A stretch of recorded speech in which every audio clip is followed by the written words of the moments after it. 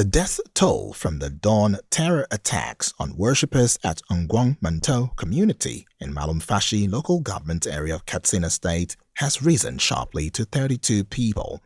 The attackers, identified by authorities as armed bandits, stormed the community mosque around 5 a.m. on Tuesday, while residents were observing the early morning Fajr prayers.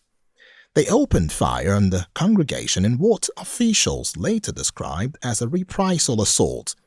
Initial reports had placed the death toll at just 13, but during a condolence visit on Wednesday by a delegation of the Katsina state government, it was confirmed that 32 people had lost their lives.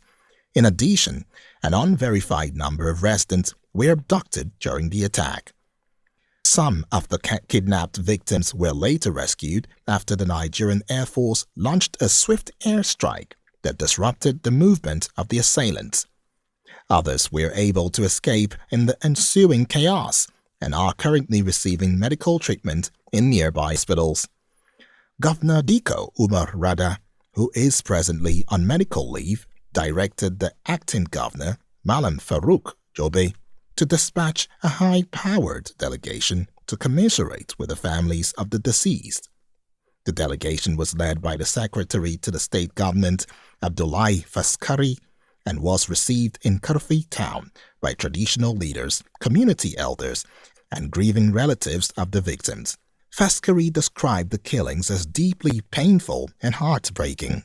He conveyed the governor's sympathy and assured the community that the state government would intensify security operations to track down the perpetrators and bring them to justice. He said the hearts of the government and people of Katsina were with the families who had lost loved ones in what he described as a senseless act of violence. He further stressed that the administration remained committed to working with security agencies to prevent such tragedies from recurring. The Commissioner for Internal Security and Home Affairs, Dr. Nasir Boazu, provided additional context.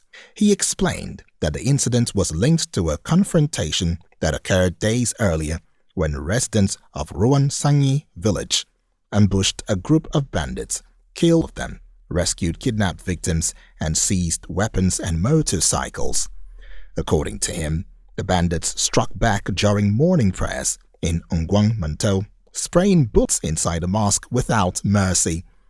Moazu disclosed that both military and police reinforcements had been deployed to the affected communities, while aerial and ground operations were ongoing to track down the attackers.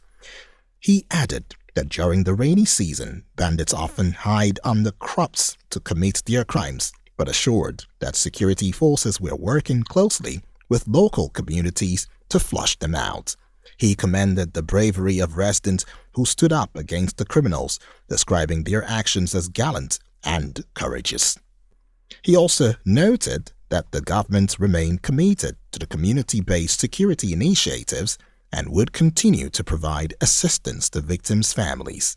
The condolence delegation included several key officials, among them Dr. Nasir Moazu himself, senior aides overseeing community watch and victims' welfare, the Malumfashi representative in the State House of Assembly, the local government chairman, and heads of security agencies including the State Commissioner of Police, the commander of the 17th Brigade of the Nigerian Army, the director of the Department of State Services DSS, and the commandant of the Nigeria Security and Civil Defense Corps NSCDC.